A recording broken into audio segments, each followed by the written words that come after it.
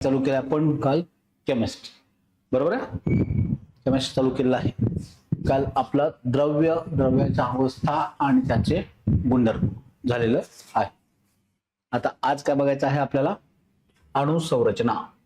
परीक्षेच्या दृष्टीने आपल्याला महत्वाचा चॅप्टर असा आहे, कंबाईन साठी अतिशय महत्वाचा चॅप्टर. कोणतीही परीक्षा द्या तुम्ही, सरळ सेवा द्या, कंबाईन द्या, राज्यसेवा द्या, त्यासाठी अतिशय महत्वाचा असा हा चॅप्टर आहे आपल्याला. कोणता आहे?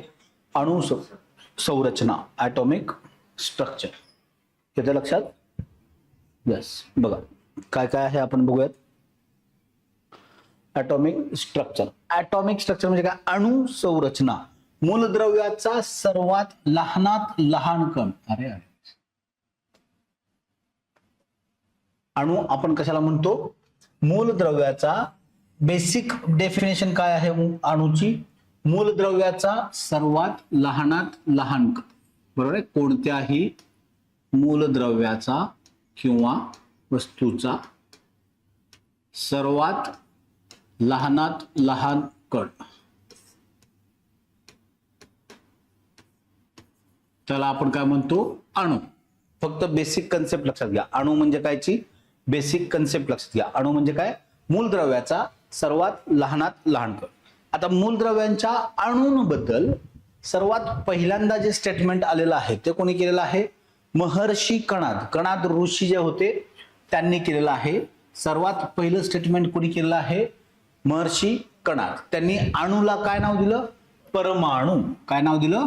परमाणु. त्यालाच तरी काय म्हटलेलं आहे? पिलव. काय म्हटलेलं आहे? पिलव. म्हणजेच त्यांनी सांगताना काय सांगितलं? निसर्गातील प्रत्येक घटक, काय सांगतोय? निसर्गातील प्रत्येक घटक हा ज्या लहानात लहान कणांचा बनलेला असतो त्याला काय नाव दिलं त्यांनी? परमाणु. म्हणजे अणुसाठी सगळ्यात पहिल्यांदा स्टेटमेंट कोणी केलेलं आहे? महर्षी कणाद. त्याच्यानंतर कोण केलेलं आहे? डेमोक्रिटस आणि ल्युसिपस. डेमोक्रिटस आणि ल्युसिपस या दोघांनी स्टेटमेंट केलेलं आहे. काय सांगितलं आहे? निसर्गातील द्रव्य म्हणजे काय? कोणतीही वस्तू किंवा कोणतंही मॅटर जे आहे, द्रव्य जे आहे, ते कशापासून बनलेलं आहे? अत्यंत लहान कणांचे बनलेले असून त्यांना कापता येत नाही. त्यांना कापता येत नाही. आणि त्यालाच त्यांनी नाव काय दिलं? ॲटमॉस नाव दिलं. काय नाव दिलं? ॲटमॉस. आता ही जी नाव आहे जी मी बॉक्स करतोय, ठीक आहे, ते नीट लक्षात ठेवायची. ते तुमचे PYQ आहेत, जोड्याला जुळवासाठी विचारलेले PYQ आहेत. म्हणजे महर्षी कणाद त्यांनी काय नाव दिलं अणुला, असे तुमचे ते PYQ आहे. त्यामुळं ती नावं नीट लक्षात ठेवा. ज्या नावांना मी बॉक्स करतोय ती नावं व्यवस्थित लक्षात ठेवा. ठीक आहे. महर्षी कणाद यांनी काय नाव दिलेलं आहे? परमाणु. डेमोक्रिटस आणि ल्युसिपसनी काय नाव दिलेलं आहे? ॲटमॉस हे नाव दिलेलं आहे. बरोबर आहे. मग अणूच्या दोन पहिल्यांदा स्थिती मांडल्या यांनी. अणूच्या काय मांडल्या? स्थिती मांडल्या. म्हणजे अणू नक्की काय असू शकेल, अणू म्हणजे काय आहे, पदार्थ कशापासून बनलेला आहे, या ज्या दोन गोष्टी आहेत त्या दोघांनी मांडलेल्या आहेत. कोणी? दोघा तिघांनी मांडल्या आहेत, महर्षी कणाद आणि डेमोक्रिटस. मग याच्यानंतर अणूंचा अभ्यास व्यवस्थितरित्या वैज्ञानिक दृष्ट्या केला जायला चालू झाला. अणूंचा अभ्यास वैज्ञानिक दृष्ट्या करण्यास चालू झाला. मग त्यामध्ये त्यांचे वेगवेगळे सिद्धांत पुढे आले. बरोबर आहे. त्यामध्ये त्यांचे सिद्धांत पुढे आले. मग सगळ्यात पहिला सिद्धांत कोणी मांडलेला आहे? जॉन डाल्टन या शास्त्रज्ञानं मांडलेला आहे. कोण मांडलेला आहे? John Dalton. त्यानं काय केलेलं आहे? पहिला अणु सिद्धांत, अणुबद्दलचं वैज्ञानिक दृष्ट्या स्टेटमेंट सर्वात पहिल्यांदा कोणी केलं? तर जॉन डाल्टननी केलेलं आहे. मग त्यांनी काय सांगितलं? द्रव्य ज्या अविभाज्य कणांचे, अविभाज्य कण म्हणजे ज्याला पुन्हा कट करता येत नाही असे ते. ठीक आहे. म्हणजे द्रव्य ज्या अविभाज्य कणांचे बनलेले असतात त्यांना काय म्हणतात? अणु असे म्हणतात. त्यांना काय म्हणतात? अणु असे म्हणतात. असं कोणी सांगितलंय? John Dalton. त्यांनी काय सांगितलं पुढं? अणु निर्माण करता येत नाहीत आणि रासायनिक प्रक्रियेत त्यांना नष्टही करता येत नाहीत, असं पण त्यांनी सांगितलेलं आहे. मग त्यांनी काय केलं आहे? अणूला काय म्हणलं आहे? अणू एक भरीव गोलाकार गोळा आहे सांगितलं. काय सांगितलं आहे? भरीव गोलाकार गोळा. त्यांनी नाव काय दिलं आहे? भरीव गोळा. भरीव गोळा. PYQ जर बघितले तुम्हाला हे जोड्या लावायला शब्द आहे. भरीव गोलाकार गोळा. ठीक आहे, भरीव गोलाकार गोळा आहे. आणि सर्व मूलद्रव्यांचे अणू तरी काय सांगितलं बघा, एकाच मूलद्रव्याचे सर्व अणू म्हणजे कोणतंही मूलद्रव्य असू दे. समजा आधी आपण लोखंड पकडलं तर लोखंडाचे जेवढे पण अणू आहेत ते सर्व समान आकाराचे असतात. मग लोखंडाचे असतील समान आकाराचे, चांदीचे असतील समान आकाराचे, ॲल्युमिनियमचे असतील समान आकाराचे, सोडियमचे असतील समान आकाराचे. म्हणजेच एकाच मूलद्रव्याचे सर्व अणू समान आकाराचे असतात असं सुद्धा स्टेटमेंट कोणी केलं आहे? John Dalton. यस. मग त्याच्यानंतरचं स्टेटमेंट त्यांनी चौथं काय केलं आहे? विविध मूलद्रव्याचे अणू कशात येतात? पूर्णांक संख्येत एकत्र येऊन काय होतात? संयुगे तयार होतात. पूर्णांक संख्येत अणू एकत्र येऊन काय तयार होतात? संयुगे तयार होतात. आणि त्या संयुगांमध्ये असणारं अणूंचं जे गुणोत्तर आहे ते नेहमी कसं असतं? स्थिर असते. अणूंचं जे गुणोत्तर आहे ते नेहमी स्थिर असते असं त्यांना सांगितलंय. बघा लक्षात काय ठेवायचं तुम्हाला याच्यात? परमाणु पिलव कोण सांगितलं आहे? महर्षी कणाद. हा तुमचा PYQ. दुसरं ऍटमॉस कोणी सांगितलेलं आहे? डेमोक्रिटस. तुम्हाला ल्युसिफस विचारलेलं नाहीये, तुम्हाला विचारलं काय? डेमोक्रिटस. ठीक आहे. जॉन डाल्टन काय म्हटलेलं आहे? भरीव गोळा. हे जे बॉक्स केलेले आहेत ते तुम्हाला PYQ आहेत, एवढं लक्षात ठेवा. जोड्या जुळवामध्ये येते लक्षात. त्याच्यानंतर जॉन डाल्टनचा सिद्धांत झाल्यानंतर नंतर एक सिद्धांत पुढे गेला. तो सिद्धांत कोणी मांडला? जे थॉम्सन या शास्त्रज्ञानं तो सिद्धांत मांडलेला आहे. कोणी मांडलेला आहे? जे थॉम्सन या शास्त्रज्ञानं तो सिद्धांत मांडलेला आहे. त्यालाच काय म्हटलेलं आहे? प्लम पुडिंग सिद्धांत म्हटलेला आहे. काय म्हटलेला आहे? प्लम पुडिंग सिद्धांत. आणि यानंच कलिंगडाची उपमा दिली आहे. अणूला कशाची उपमा दिलेली आहे? कलिंगडाची उपमा. आणि हा तुम्हाला PYQ मध्ये वापरलेला शब्द आहे.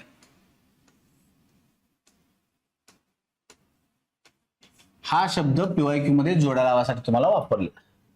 जे थॉम्सनने काय केलेलं आहे? कलिंगडाची उपमा दिलेली आहे. त्याच्या प्रयोगाला काय म्हणतात? प्लम पुडिंग असं म्हणतात. काय म्हणतात? प्लम पुडिंग असं म्हणतात किंवा त्याला रेजिन पुडिंग असं म्हणतात. मग त्यांनी सांगितलेलं काय आहे? कलिंगडाची उपमा देताना त्याला काय म्हटलेलं आहे? कोणत्याही अणूमध्ये जो धनप्रभार आहे तो कलिंगडामध्ये असणाऱ्या लाल आकाराचा आहे. म्हणजे कलिंगड आतून लाल आहे, तो लाल आकार जो आहे तो म्हणजे एक धनप्रभार आहे जेली सारखा.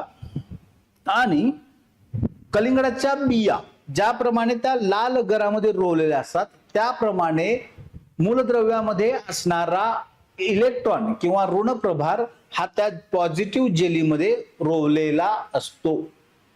त्याला आपण म्हणतो प्लम पुडिंग. त्याची उपमा दिलेली आहे. कशाची उपमा दिलेली आहे? कलिंगडाची उपमा दिलेली आहे. मग त्यानं काय केलं आहे? मूलद्रव्य ही उदासीन असतात. अणू हा उदासीन असतो म्हणजे काय? न्यूट्रल असतो हे सांगितलं आहे. अणू हा न्यूट्रल असतो, उदासीन असतो. हे कोणी सांगितलं आहे? जे थॉम्सननी सांगितलं. मग त्यांनी काय सांगितलेलं आहे?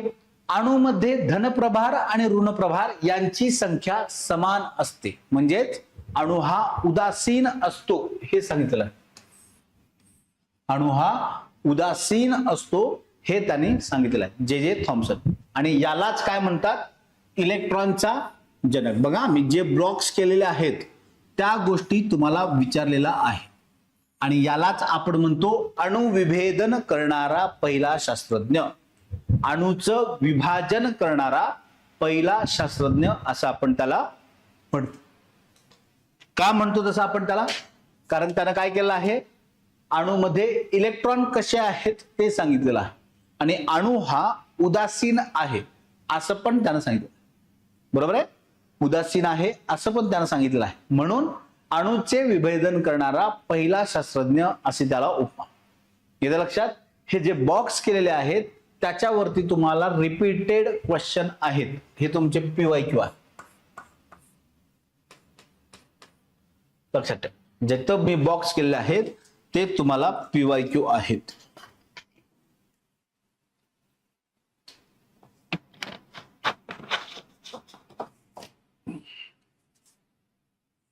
ठीक आहे. मग थॉम्सननी काय केलेलं आहे, इलेक्ट्रॉनचा जनक का म्हणतात, त्यांनी काय केलं आहे, इलेक्ट्रॉनचा शोध लावलेला आहे. काय लावलेला आहे, इलेक्ट्रॉनचा शोध. आणि हा पण तुमचा PYQ आहे, इलेक्ट्रॉनचा शोध. जे थॉम्सन बद्दल जिथं जिथं बॉक्स केलेले आहेत तिथं तिथं जोड्या लावायला ते वाक्य चेंज झालेली आहे. याच्या लक्षात सगळे ऑनलाईन जनता. यस, इलेक्ट्रॉनचा जनक का म्हणतात, कारण त्यांनी कॅथोड रे ट्यूब, त्यांचा कॅथोड रे ट्यूब हा जो एक्सपेरिमेंट आहे, प्रयोग आहे, त्या प्रयोगाच्या माध्यमातून त्यांनी काय केलेलं आहे, इलेक्ट्रॉनचा शोध लावलेला आहे. म्हणून त्यांना इलेक्ट्रॉनचा जनक असं म्हणतात किंवा अणुविभेदन करणारा पहिला शास्त्रज्ञ असंही म्हणतात. येतं लक्षात. यस, ऑनलाईन जनता कळतंय का बघा. मग काय आहे, अर्नेस्ट रुदरफोर्ड.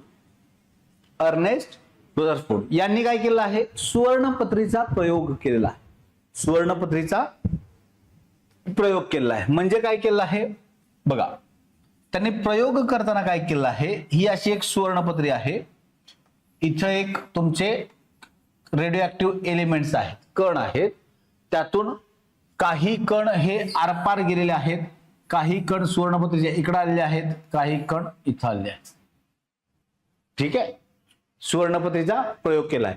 आणि या पत्र्याची जाडी त्यांनी किती ठेवलेली होती, 0.0004 सेंटीमीटर एवढी त्याची जाडी होती. सुवर्णपत्रीच्या प्रयोगात 0.0004 सेंटीमीटर एवढी त्याची जाडी होती.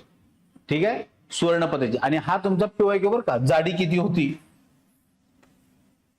आता विचारणार नाही, खूप आधी विचारलेला क्वेश्चन आहे. सुवर्णपत्रीची जाडी किती होती, 0.004.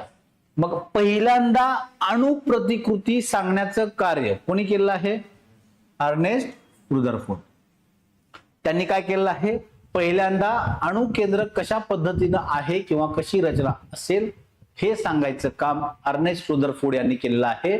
त्यामुळे अर्नेस्ट रुदरफोर्डला काय म्हटलं जातं, father of nuclear physics. Father of nuclear physics. आणि सगळ्यात पहिल्यांदा जे थॉम्सनचे जे मत होतं की इलेक्ट्रॉन हे धनयुक्त जेलीमध्ये रोवलेले असतात, हे मत त्यांनी खोडून काढलं आणि काय सांगितलं, अणु हे अणुकेंद्रका भोवती वर्तुळाकार कक्षेत फिरत असतात. काय सांगितलं, अणु हे अणुकेंद्रका भोवती वर्तुळाकार, अणुकेंद्रका भोवती इलेक्ट्रॉन हे अणुकेंद्रका भोवती वर्तुळाकार कक्षेमध्ये परिभ्रमण करतात.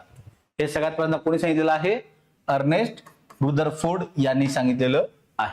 येते का लक्षात बघा, लक्षात येतं इथपर्यंत.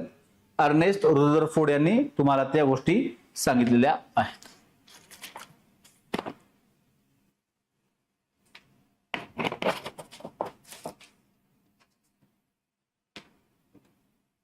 यस, मग अर्नेस्ट रुदरफोर्डनी त्यांनी त्याच प्रयोगाच्या माध्यमातून काय केलं आहे, अर्नेस्ट रुदरफोर्ड यांनी त्याच प्रयोगाच्या माध्यमातून काय केलेलं आहे, आपल्याला काय सांगितलं, त्याच प्रयोगाच्या माध्यमातून त्यांनी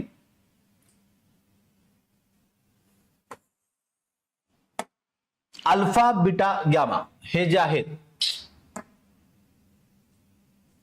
अल्फा बीटा आणि गॅमा यांचं अस्तित्व सांगितलं. मी काय म्हणतोय, अल्फा बीटा गॅमा यांचं अस्तित्व सांगितलं.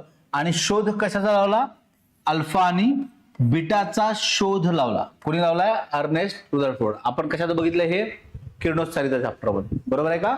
अर्नेस्ट रुदरफोर्डनी अल्फा बीटा किरणांचा शोध लावलेला आहे.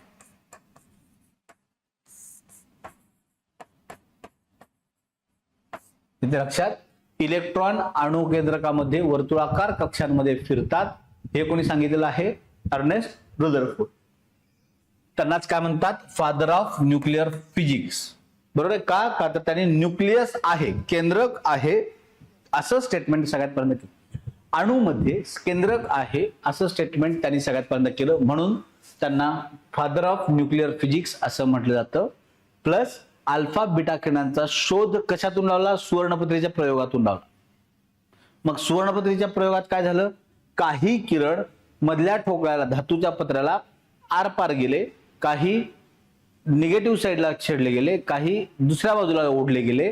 त्यावरून त्यांनी मांडलं की पॉझिटिव्ह म्हणजे त्या अणूच्या केंद्रकात पॉझिटिव्ह कण असतील, उदासीन कण असतील आणि निगेटिव्ह जे इलेक्ट्रॉन असतील, प्रभार असतील, तेही तिथं असतील असं त्यांनी सांगितलं. म्हणून अणुकृती अणुप्रतिकृती सगळ्यात पहिल्यांदा मांडण्याचं काम कोणी केलं? अणुप्रतिकृती मांडण्याचं काम अर्नेस्ट रुदरफोर्ड या शास्त्रज्ञाने केलं. अणुप्रतिकृती मांडण्याचं काम सगळ्यात पहिल्यांदा कोणी केलं आहे? अर्नेस्ट रुदरफोर्ड या शास्त्रज्ञानं केलेलं आहे. येतं लक्षात? यस. मग त्याच्यानंतर नील्स बोहर हा शास्त्रज्ञ पुढे आला. नील्स बोहर या शास्त्रज्ञाने काय सांगितलं? अणू हे वेगवेगळ्या कक्षातून फिरतात आणि ते एका कक्षेतून दुसऱ्या कक्षेमध्ये प्रवास करतात. एका कक्षेतून दुसऱ्या कक्षेमध्ये ते प्रवास करतात असं कोणी सांगितलं आहे? Niels Bohr.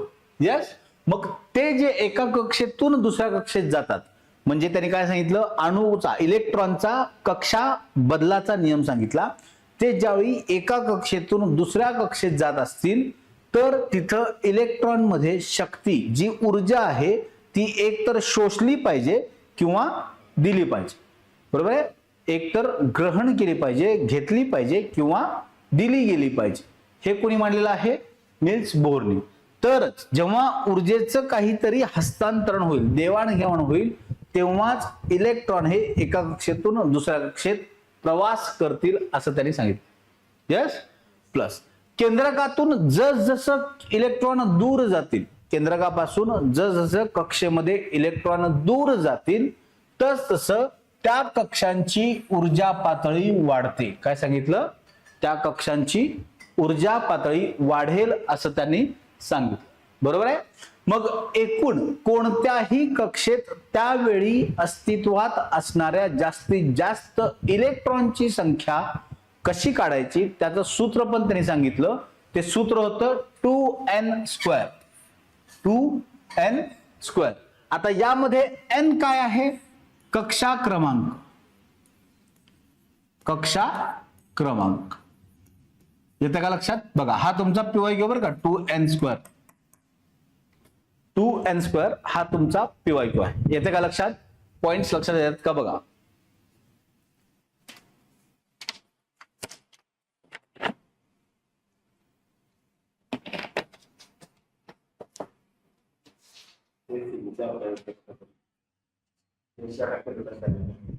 टाकला होता ना? काय आहे? निरनिराळ्या कक्षांमध्ये जास्तीत जास्त इलेक्ट्रॉनची संख्या काढण्याचं सूत्र काय आहे? 2n². कशाचं सूत्र आहे मी सांगतोय अजून पण. जास्तीत जास्त वेगवेगळ्या कक्षांमध्ये जास्तीत जास्त इलेक्ट्रॉनची संख्या. ठीक आहे? समजा n बरोबर 1 असेल म्हणजे कक्षा किती असेल?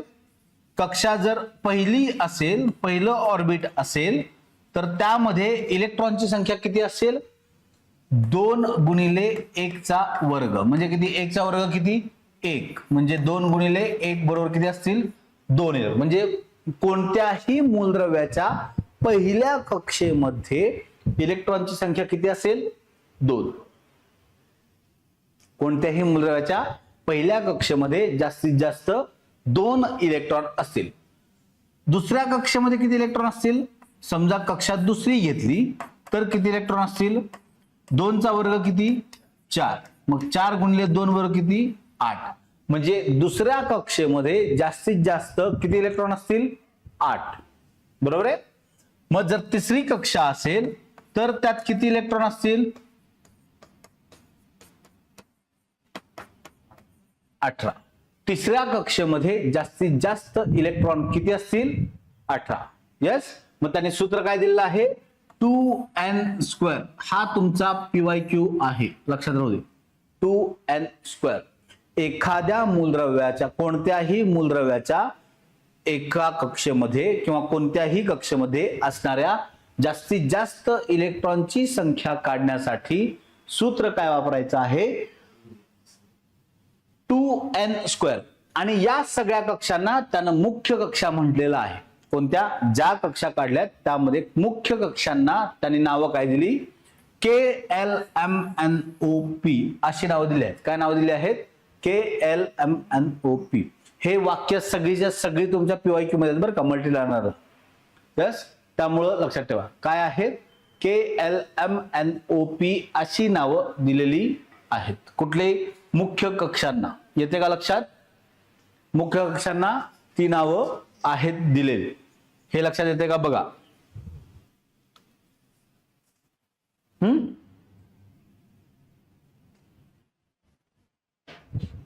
येस, ऑनलाईन जनता कोण कोण आहे सगळ्यांना कळतंय काय काय चाललंय, कसं कसं चाललंय ते.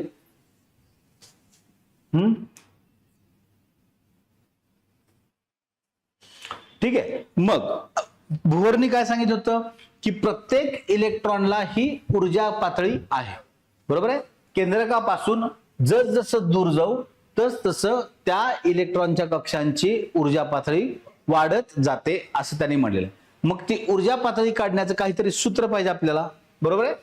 मग ऊर्जा पातळी कोणत्याही कक्षेमध्ये त्यावेळी अस्तित्वात असणारी ऊर्जा हे ठरवण्यासाठीचं सूत्र काय आहे? वजा 13.6 भागिले n². n म्हणजे काय आहे? कक्षा क्रमांक आहे. ठीक आहे.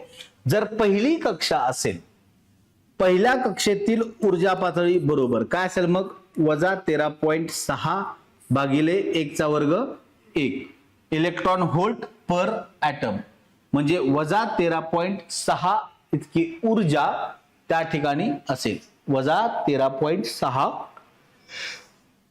पहिल्या कक्षेत. मग दुसऱ्या कक्षेत किती असेल? 4 ने भागलं तर? दुसऱ्या कक्षेत किती असेल? 4 ने भागलं तर 4 त्रिकम 12, 4 चौक 16 वजा 3.4 एवढी ऊर्जा पातळी दुसऱ्या कक्षेमध्ये असेल. मग तिसऱ्या कक्षेमध्ये किती असेल? 3 त्रिक 9. मग काय येईल? 9 एके 9, 9 पाचा 45, 9 एके 9. हे पुढं 1.51 वजा 1.51 एवढी कक्षा कुठं असेल? एवढी ऊर्जा पातळी कुठं असेल? E3. बरोबर आहे. आणि हा तुमचा PYQ. हा तुमचा PYQ आहे. तुम्हाला कशावरून काढायचे ते? या ह्याच्यावरून ऊर्जा पातळी काढायची आहे. त्यामुळं हा फॉर्म्युला लक्षात ठेवायचा. यस. मग जर चौथी कक्षा असेल तर किती येईल चौथ्या कक्षेत? सांगा बरं. 4 चौक 16, 16 ने भाग द्या.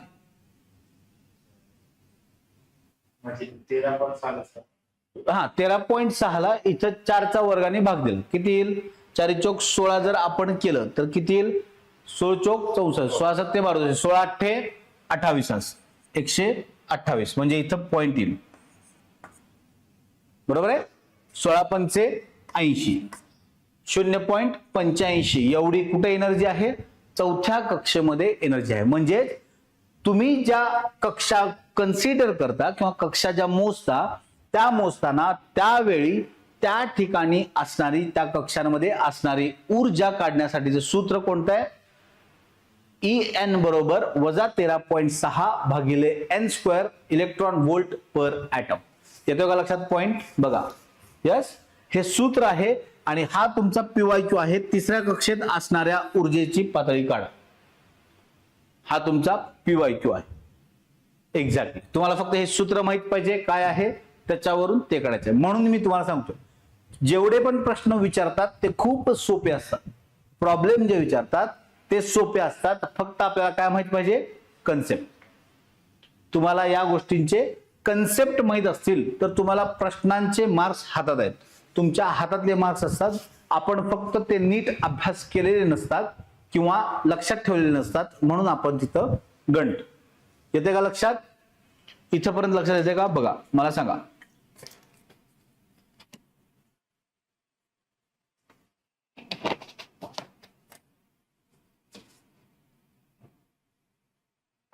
ठीक आहे. मग बोहरनी काय सांगितलेलं आहे? कोणत्याही मूलद्रव्यामध्ये त्यांनी जी सांगितलेलं आहे त्याचं वैशिष्ट्य काय आहे अणुसिद्धांताची? इलेक्ट्रॉन जर स्थिर कक्षांमध्ये फिरत असतील, म्हणजेच पहिल्या कक्षेत फिरणारे इलेक्ट्रॉन जर पहिल्याच कक्षेत फिरत असेल कायमस्वरूपी, तर ऊर्जा कमी किंवा जास्त होत नाही. म्हणजे ऊर्जेचं तिथलं प्रमाण कसं आहे, स्थिर आहे. येते का लक्षात? ऊर्जेचं प्रमाण कमी किंवा जास्त कधी होईल, जेव्हा ते कक्षा बदलतील. जेव्हा ते कक्षा बदलतील तेव्हा त्यातल्या ऊर्जा पातळीमध्ये फरक होतो. येते लक्षात? जर एकाच कक्षेमध्ये इलेक्ट्रॉन फिरत असतील तर त्या कक्षांमध्ये ज्या काही गोष्टी आहेत किंवा तिथली ऊर्जा जी आहे ती कायम स्थिर राहते, कमी किंवा जास्त होत नाही. येते का पॉइंट लक्षात? बघा, कमी किंवा जास्त होत नाही. ह्या गोष्टी लक्षात ठेवायच्या. आता हे जसे KLMNOP आहेत, या काय आहेत, मुख्य कक्षा. काय आहेत? मुख्य कक्षा. इथं लिहितो ब्रॅकेटमध्ये, या काय आहेत, मुख्य कक्षा. मग बोहरने काय केलं, याच्या उपकक्षा पण सांगितल्या. याला काय आहेत, उपकक्षा आहेत. मग या उपकक्षांमध्ये त्यांना नावं काय दिली त्यानं, SPDF ही नावं दिली. काय नावं दिली, SPDF. येते का लक्षात? SPDF या 4 उपकक्षा त्यानं सांगितल्या. प्रत्येक मुख्य कक्षेला या 4 उपकक्षा त्यानं सांगितलं. यस. मग दिलेल्या उपकक्षेत, कोणत्याही उपकक्षेत त्यावेळी अस्तित्वात असणाऱ्या इलेक्ट्रॉनची जास्तीत जास्त संख्या बरोबर 2 × 2l, हे l आहे, हे l + 1, 2 × 2l + 1. येते लक्षात? येते का लक्षात? बघा, 2l + 1 हा पॉइंट लक्षात येतो का? बघा. आणि हा पण तुमचा PYQ आहे. हा फॉर्म्युला जो आहे उपकक्षामध्ये असणाऱ्या इलेक्ट्रॉनची संख्या मोजण्यासाठीचा फॉर्म्युला, हा तुमचा PYQ आहे. लक्षात येतो. 2 × 2l + 1. इथं l बरोबर काय आहे, अझिमुथल क्वांटम नंबर. काय आहे,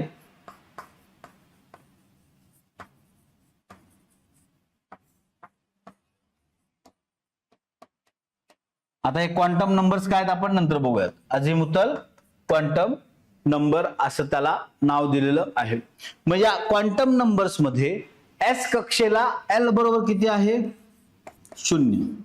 P मध्ये L बरोबर किती आहे, 1. D ला L बरोबर किती आहे, 2. आणि F ला L बरोबर किती आहे, 3. अनुक्रमे 0, 1, 2, 3 असं त्याने नाव दिलेलं आहे. येते का लक्षात? लक्षात येते का? बघा, तुमच्या लक्षात येत आहे का? मग S जर उपकक्षा असेल, बघा ह्याच्यावरून तुम्हाला आता पुढचा क्वेश्चन जर डीप मध्ये जाऊन क्रिएट करायचा असेल तर आयोग कुठं करेल, इथल्या तुम्हाला उपकक्षा सांगेल, SPDF सांगेल, SPDF. तर त्यात असणारे जास्तीत जास्त इलेक्ट्रॉनची संख्या तुम्हाला काढायची असेल. जर S उपकक्षा असेल त्यामध्ये इलेक्ट्रॉन किती असतील जास्तीत जास्त, S साठी L बरोबर किती आहे, 0. बरोबर आहे. मग बघा इथं जर आपण गणित काढलं, S साठी L बरोबर किती आहे, म्हणजे 2 × 0 + 1. बरोबर आहे. मग किती येईल, हे 2. बरोबर आहे. कारण हे 1 0 2 ने 0 ला गुणलं 0 होईल, म्हणजे 0 + 1 1. 2 × 1 बरोबर किती, 2. म्हणजे S या उपकक्षेमध्ये जास्तीत जास्त किती इलेक्ट्रॉन असतात, 2. बरोबर आहे. P या उपकक्षेमध्ये किती इलेक्ट्रॉन असतील, 2 × सांगा किती असतील, 6 इलेक्ट्रॉन असतील का, 6 इलेक्ट्रॉन असतील का? बघा, बे के बे 2 + 1 3, 3 दुने 6. म्हणजे P या उपकक्षेमध्ये एकूण इलेक्ट्रॉन किती असतील, 6. SP. बरोबर आहे. मग D या उपकक्षेत किती असतील सांगा बरं. आता D या कक्षेत किती इलेक्ट्रॉन असतील जास्तीत जास्त, बघा D मध्ये किती असतील, D बरोबर काय असेल, 2 × 2, इथं किती असेल, 2 आहे ना, + 1.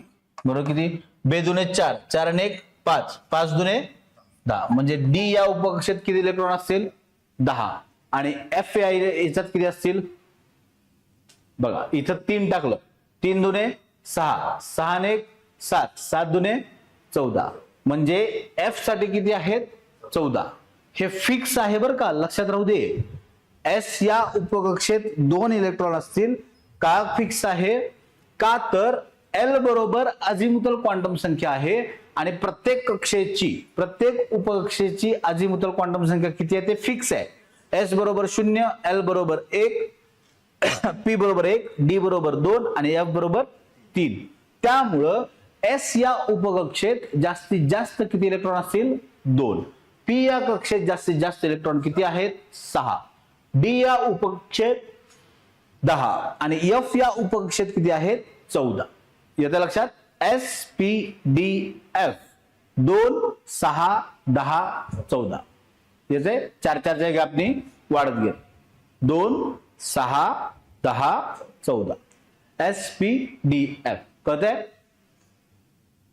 बघा पाठ करायचं नाही आपल्याला एल बरोबर काय माहिती पाहिजे एस पी डी एफ ची व्हॅल्यू एल साठी किती आहे 0 1 2 3 एवढं आपल्याला माहित असणं गरजेचं येते का लक्षात इथपर्यंत लक्षात येत आहे का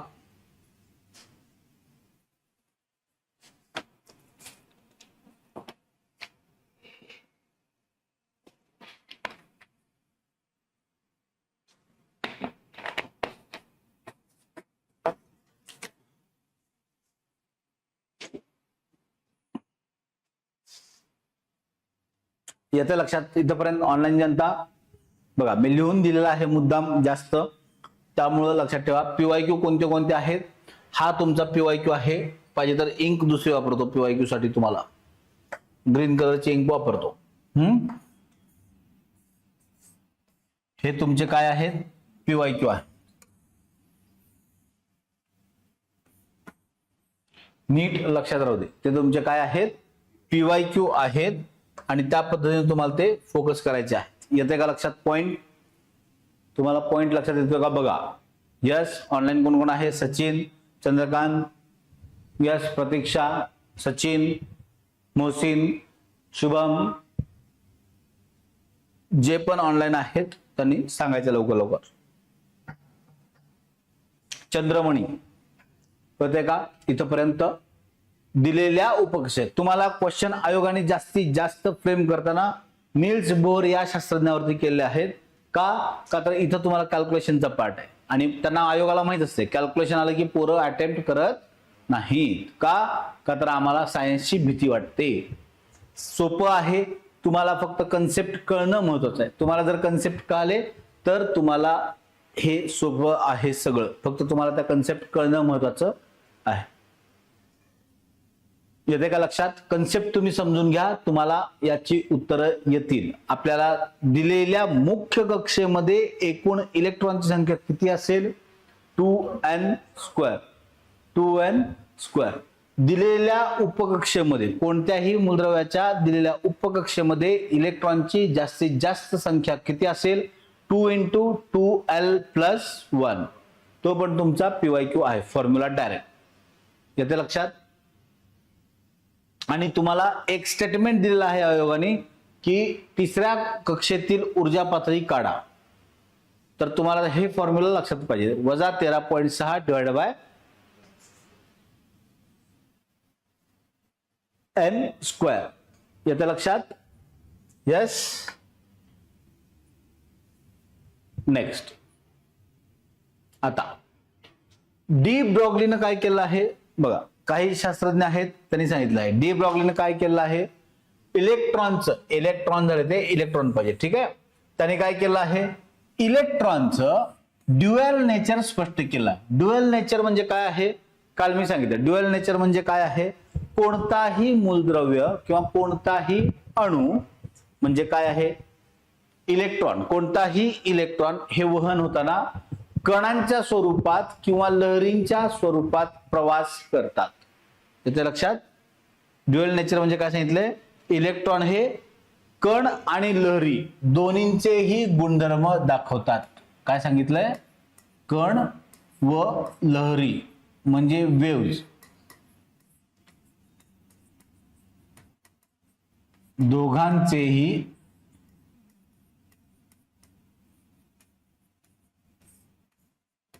गुणधर्म दाखवतात. येतं लक्षात. Dual nature. ड्युअल नेचर म्हणजे काय आहे? कण आणि लहरी दोघांचेही गुणधर्म दाखवतात. कोणी सांगितलं आहे? डी ब्रॉग्लीनी सांगितलेलं आहे. यस, डी ब्रॉग्लीनी सांगितलेलं आहे. हेझनबर्गनी काय सांगितलं आहे? हेझनबर्ग आणि स्क्रॉडिंजर असं नाव आहे बरं का. हेझनबर्ग आणि स्क्रॉडिंजर असं नाव आहे.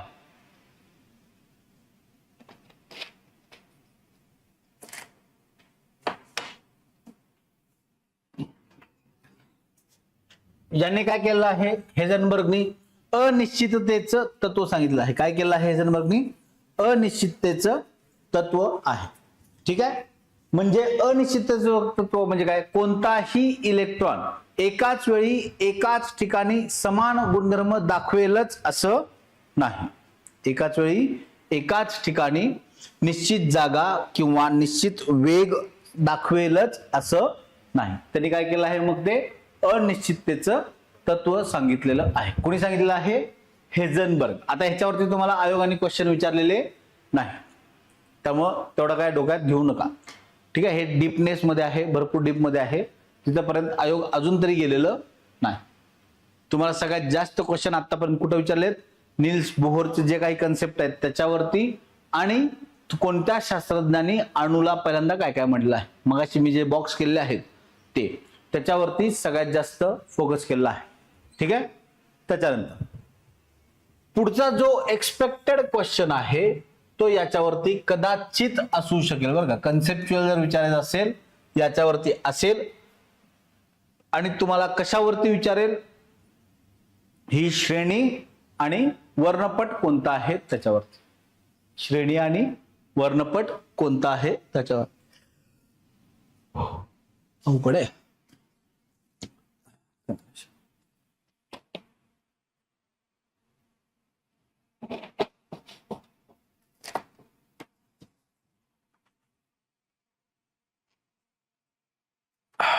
बघा आता वर्णपट म्हणजे काय? समजा एखाद्या वायूला विशिष्ट उष्णता दिली किंवा एखाद्या तापमानापर्यंत विशिष्ट तापमानापर्यंत उष्णता दिली, तर त्या तापमानामध्ये विशिष्ट रंगाचे वाफा किंवा विशिष्ट रंग बाहेर पडतो, त्याला आपण काय म्हणतो? वर्णपट. मग हा वर्णपट हायड्रोजन या मूलद्रव्याला कन्सिडर करून सांगितलं आहे. हायड्रोजनला कन्सिडर करून पहिल्यांदा सांगितलेलं आहे. कोणी सांगितलं आहे?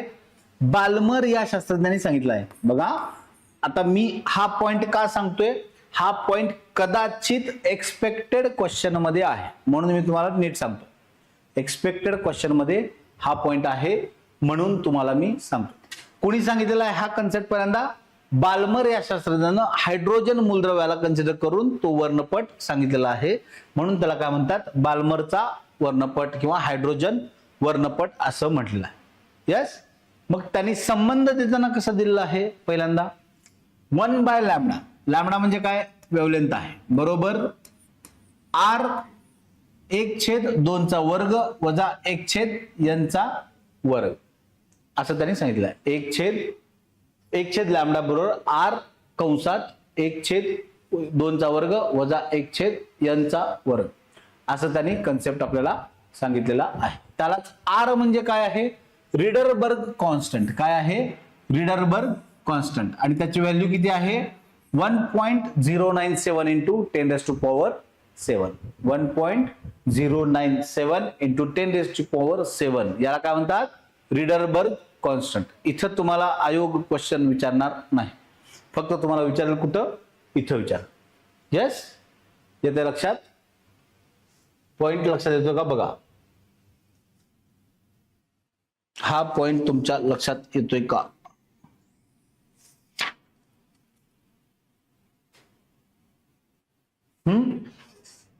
मग ह्या श्रेणी ज्या आहेत या इथल्या श्रेणी बदलत गेलेल्या आहेत. n 1 2 3 4 5 अशा श्रेणी बदलत गेलेल्या आहेत. आणि मग n बरोबर काय आहे? इथला 2 3 4 3 4 5 हे ऑटोमॅटिक बदलत गेलेलं आहे. त्याच्यानुसार त्या श्रेणींना नावं दिलेली आहेत. ठीक आहे. त्याच्यानुसार त्या श्रेणींना नावं दिलेली आहेत.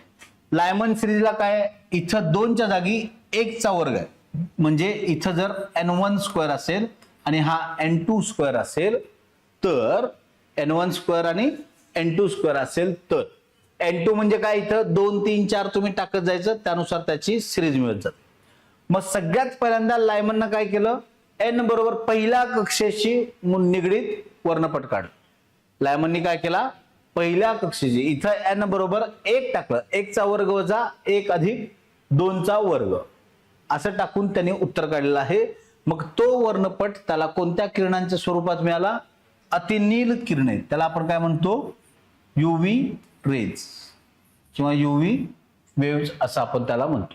पहिल्यांदा लायमननं जो वर्णपट काढला तो कोणत्या मूलद्रव्याच्या स्वरूपात काढलेला आहे, लायमननी कोणत्या किरणांच्या स्वरूपात काढलेला आहे, अतिनील किरणांच्या स्वरूपात वर्णपट काढलेला आहे. बाल्मरनी जो वर्णपट काढलेला आहे तो कशाच्या संदर्भात निघालेला आहे, विजिबल लाईट, दृश्य प्रकाश.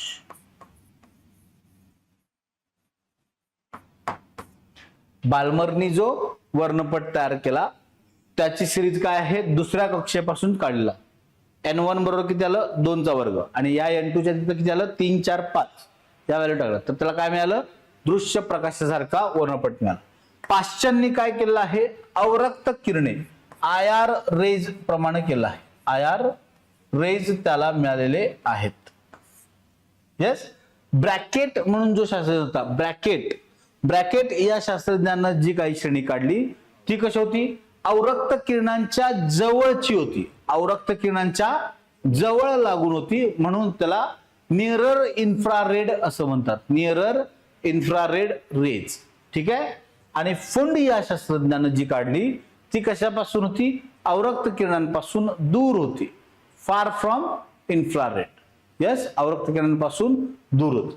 तुम्हाला जोड्या लावासाठी कदाचित हा क्वेश्चन विचारला तर विचार, कदाचित एक्सपेक्टेड आहे असा अंदाज, एक्सपेक्टेड असू शकेल. याचं लक्षात, हायड्रोजन वर्णपट लक्षात घेतो. बघा इथं तुम्हाला दिसेल आपण ज्याप्रमाणे सांगितलेलं आहे त्याप्रमाणे लायमननी काय केलं आहे, n1 बरोबर पहिल्यांदा काय केलं आहे, 1 घेतलेला आहे, बरोबर आहे. लायमनने या सिरीजची निगडीत काढली म्हणून त्याला जो वर्णपट मिळाला तो युव्ही रेजचा मिळाला. येस. मग त्याची एनर्जी पातळी जी आहे, ऊर्जा पातळी ती किती आहे, 13.6. मग अशा आपण प्रत्येक ऊर्जेची, प्रत्येक कक्षेची जी ऊर्जा पातळी काढली वजा 13.6 डिवाइड बाय n स्क्वेअरनी, त्याप्रमाणे पहिल्यासाठी किती आहे, वजा 13.6. दुसऱ्या कक्षेसाठी किती आहे, वजा 3.40. तिसऱ्या कक्षेसाठी वजा 1.51. चौथ्या कक्षेसाठी वजा 0.85. इथेपर्यंत लक्षात ठेवायचं. मग तुम्हाला लायमन सिरीज मध्ये पहिल्यांदा त्यानं n बरोबर किती घेतलेला आहे, पहिल्या कक्षेशी काढलेला आहे. बाल्मरनी काय केलेलं आहे, दुसऱ्या कक्षेशी काढलेला. पाश्चननी तिसऱ्या कक्षेशी काढलेला आहे. ब्रॅकेटनी चौथ्या कक्षेशी काढलेला आहे. फंडनी काय केलं आहे, 5व्या कक्षेशी काढलेला आहे. आणि 6व्या कोणी काढलेला आहे, हॅम्प्रेज, 6व्या कक्षेशी हॅम्प्रेजनी काढलेलं आहे. येतं का लक्षात, ते लक्षात ठेवायचं आहे. मग हे काय आहे, इन्फ्रारेड, हे विजिबल लाईट, ते युव्ही रेज, बरोबर आहे ना. नाही, हे युव्ही रेज, हे विजिबल लाईट, हे इन्फ्रारेड, हे निअरर इन्फ्रारेड, हे फार फ्रॉम इन्फ्रारेड. ठीक आहे. म्हणजेच हे अतिनील किरणे, दृश्य प्रकाश, अवरक्त किरणे, अवरक्त किरणांच्या जवळ आणि अवरक्त किरणांपासून दूर. येतं का लक्षात. या पद्धतीनं या सिरीज आहे. तुम्हाला लक्षात काय ठेवायचं, फक्त लेमन सिरीज कोणत्या वर्णपटाशी निगडीत आहे ते लक्षात ठेवायचं. कोणत्या आहे, युव्ही रेज. बाल्मर सिरीज कशाची आहे, विजिबल लाईट, दृश्य प्रकाश. पाश्चन सिरीज कशाची आहे, IR रेज. हे कशाचे आहे, निअरर IR रेज. आणि फंड कशाशी निगडीत आहे, फार फ्रॉम IR रेज. येते लक्षात. या पद्धतीनं त्यांनी सिरीज केलेली आहे. सुरुवात करून आहे पहिल्या कक्षेपासून आहे. पहिली कक्षा कोणाची आहे, लेमन सिरीज, बरोबर. दुसरी कक्षा बाल्मर, तिसरी पाश्चन, चौथी ब्रॅकेट, 5वी फंड. एवढं लक्षात ठेवायचं. कळलं? इथपर्यंत लक्षात आलं का? इथपर्यंत लक्षात आलं का? हे तुम्ही पहिल्यांदा ऐकलं असेल त्यामुळं तुम्हाला समजायला अवघड वाटेल, पण लेक्चर एकदा दोनदा नीट बघा, तुम्हाला कळेल.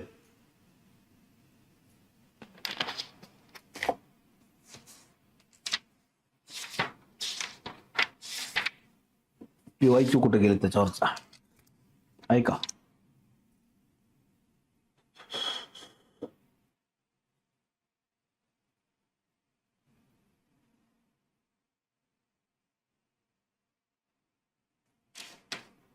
कुठे गेला तो?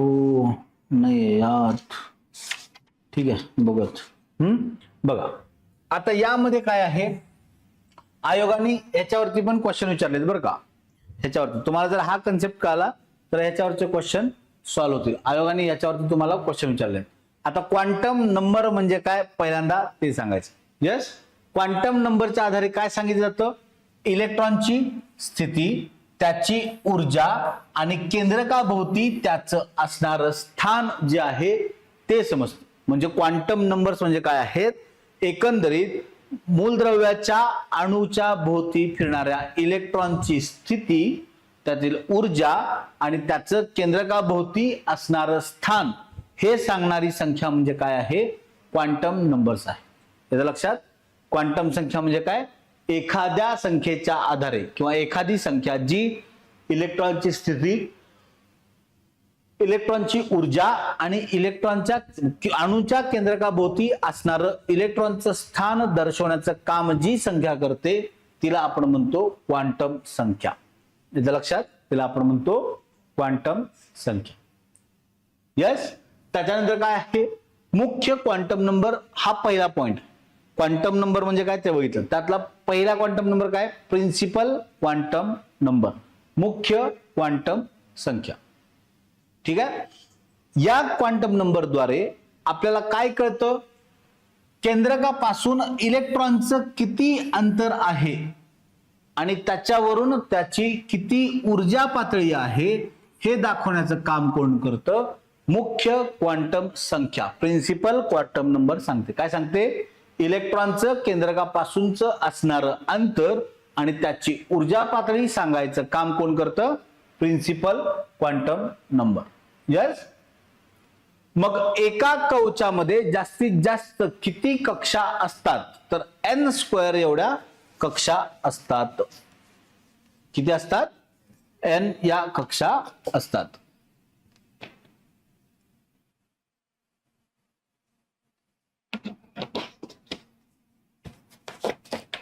मग दुसरा पॉइंट आहे अझिमुथल क्वांटम नंबर्स. बघा क्वांटम नंबर दाखवतात कशाने? n. लक्षात. दाखवतात कशाने? n. ते काय आहे? इलेक्ट्रॉनचं केंद्रकापासूनचं अंतर आणि त्याची ऊर्जा पातळी दाखवण्याचं काम कोण करतं? मुख्य क्वांटम नंबर. याचं लक्षात. यस. त्याच्यानंतर आहे azimuthal quantum number. Azimuthal quantum number दाखवतात कशाने? Small l. Azimuthal quantum number. मग या संख्येद्वारे अझिमुथल क्वांटम नंबर मुळे आपल्याला काय कळतं? त्या इलेक्ट्रॉननं व्यापलेल्या कक्षांचा आकार कळतो. काय कळतो? इलेक्ट्रॉननी व्यापलेल्या एकूण कक्षा किती आहेत त्यांचा आकार कळतो आणि कोनीय गती, अँग्युलर मोमेंटम जे आहे, कुणाचं? इलेक्ट्रॉनची कोनीय गती जी असते ती दर्शवण्याचं काम कोण करतं? अझिमुथल क्वांटम नंबर करतं. याचं लक्षात. अझिमुथल क्वांटम नंबर. यस. म्हणजे काय सांगितलंय? इलेक्ट्रॉनने व्यापलेल्या उपकक्षा, कशाच्या संदर्भात लक्षात घ्या, उपकक्षांचा आकार सांगण्याचं काम कोण करतंय? अझिमुथल क्वांटम नंबर. मग उपकक्षा किती स्थान किती व्यापलेले आहेत इलेक्ट्रॉन हे कसं काढणार आपण? SPDF चा फॉर्म्युला 2 × 2l + 1. याचं लक्षात. याच्या आधारे तुम्हाला एका उपकक्षेमध्ये किती इलेक्ट्रॉन आहेत ते सांगता येतं. एका कक्षेमध्ये किती इलेक्ट्रॉन आहेत ते सांगता येतं. येते का लक्षात? बघा इथपर्यंत. यस. मग आहे तुमचं मॅग्नेटिक क्वांटम नंबर, चुंबकीय क्वांटम संख्या. याच्याद्वारे काय कळतं, इलेक्ट्रॉनची उपकक्षा म्हणजे इलेक्ट्रॉन ज्या उपकक्षेत आहे तो आणि एखाद्या विशिष्ट कक्षेतील एकूण उपकक्षा यांची संख्या दर्शवण्याचं काम कोण करतं, तर चुंबकीय क्वांटम नंबर करतो. काय आहे, म्हणजे एखाद्या मूलद्रव्याच्या केंद्रकाभोवती इलेक्ट्रॉन कशा पद्धतीनं पसरले आहेत हे सांगण्याचं काम चुंबकीय क्वांटम नंबर करतो. इलेक्ट्रॉन क्लाउड म्हणजे काय, जे इलेक्ट्रॉनचं जाळं आहे पूर्ण केंद्रकाभोवती पसरलेलं ते कशा पद्धतीनं पसरलेलं आहे त्याला म्हणतात इलेक्ट्रॉन क्लाउड. ते कशा पद्धतीने पसरलं आहे सांगण्याचं काम कोण करतं, चुंबकीय क्वांटम संख्या किंवा चुंबकीय quantum number. Spin quantum number, कोणत्याही इलेक्ट्रॉनला 2 स्पिन असतात. किती स्पिन असतात, 2 स्पिन. एक आहे पॉझिटिव्ह अप स्पिन आहे आणि दुसरा आहे डाऊनवर्ड स्पिन आहे. एक अँटी क्लॉकवाईज आणि एक क्लॉकवाईज, अशा पद्धतीचे 2 स्पिन आपल्याला तिथं आढळून येतात. येतं का लक्षात? यस. म्हणजे किती स्पिन आहेत आपल्याला, 2. कोणत्याही इलेक्ट्रॉनला 2 स्पिन आहेत. थांबून हा संपवतो लगेच. किती कधी पण संपवतो तसं.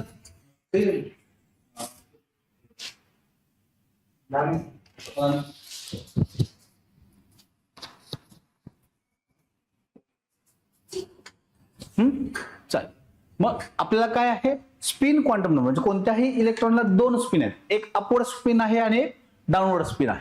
बरोबर. ते त्याचं इलेक्ट्रॉन स्वरूप पण दाखवताना इलेक्ट्रॉन कोणत्या कक्षेमध्ये आहे आणि तो कोणत्या दिशेने फिरतोय, कोणत्या दिशेने म्हणजे क्लॉकवाईज फिरतो की अँटी क्लॉकवाईज फिरतो हे शोधण्यासाठी म्हणजे हे सांगण्यासाठी या स्पिनचा उपयोग आहे. ठीक आहे. म्हणजे एका कक्षेत इलेक्ट्रॉन जर क्लॉकवाईज फिरत असतील तर दुसऱ्या कक्षेत इलेक्ट्रॉन अँटी क्लॉकवाईज फिरत असतील.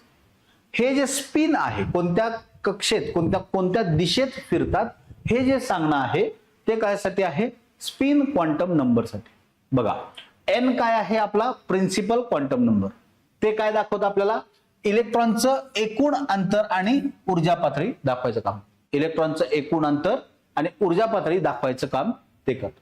अझिमुथल क्वांटम नंबर काय करतं, एकूण उपकक्षांचा आकार म्हणजे एकूण उपकक्षेमध्ये किती इलेक्ट्रॉन आहेत हे सांगण्याचं काम आणि अँग्युलर मोमेंटम जे आहे, कोनीय गती जी आहे इलेक्ट्रॉनची ते सांगण्याचं काम कोण करतं, अझिमुथल क्वांटम नंबर करतो.